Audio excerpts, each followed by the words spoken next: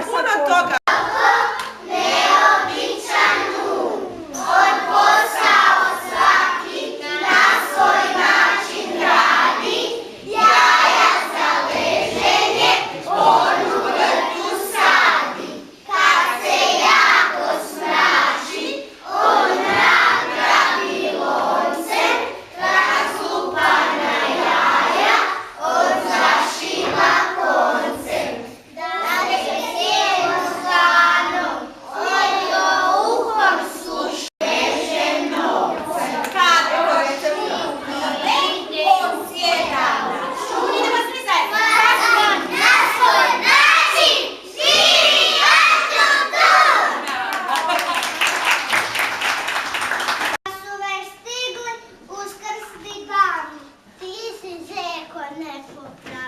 Kao i uvijek zaboravim. Što da radimo, pameti mi moje, posudi mi zeko, jaje koje ja imam točno na broju. Upitaj koku šarerep, i zovi stopa idem njoj, koka šarerepko.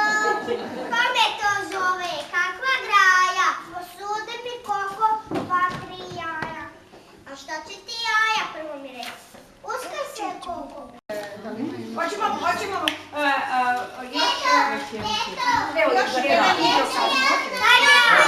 idemo nešto zapjevat za kraj. Može. Ajde, ptičice su male otišle na jug. Može. 4 sata. Ptičice su male otišle na jug s bojama i kistom, jesen ide svud.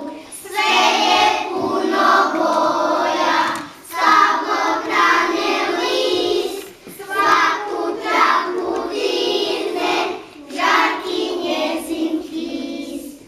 Bravo!